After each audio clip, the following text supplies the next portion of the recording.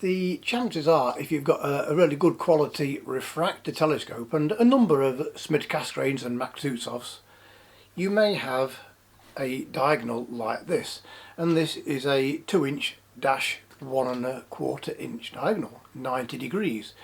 And what does that mean? That means basically you can put 1¼ and 2" eyepieces inside it. And so to put the 1¼ in, I've already got the adapter here, which is a 2" to 1¼ You can simply put your eyepiece in, and with the top screw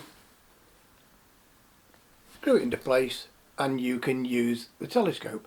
Now, but perhaps you prefer to use 2" eyepieces, and believe me, a lot of astronomers that I know, that once they move on to 2" eyepieces, they don't look back. Not so much for high magnification, but that wide immersive picture window, wide field of view of rich field star clusters and brighter nebula and galaxies, absolutely perfect for those.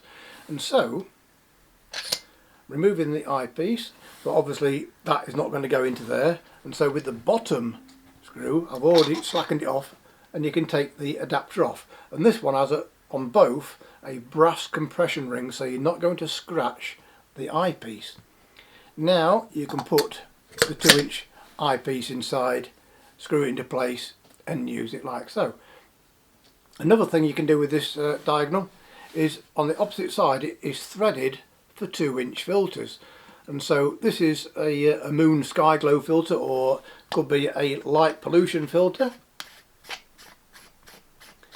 and you can screw it into place. And so I guess that serves two purposes.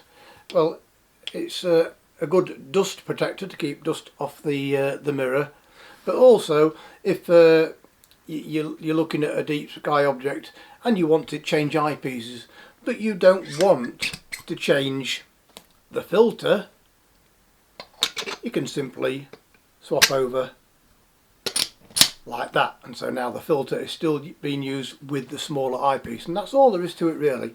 And this is the Skywatcher 2" by the way, dielectric 90-degree diagonal, and when you pick it up, this is a really solid piece of kit, and coming under £100, well under £100 delivered to your door at the time of this video, really is exceptional value for money. So it's 90 degrees, and so you'll get an erect image, but left and right will be opposite. But when you're looking at astronomical targets, obviously that's not a problem. Link to purchase in the description below.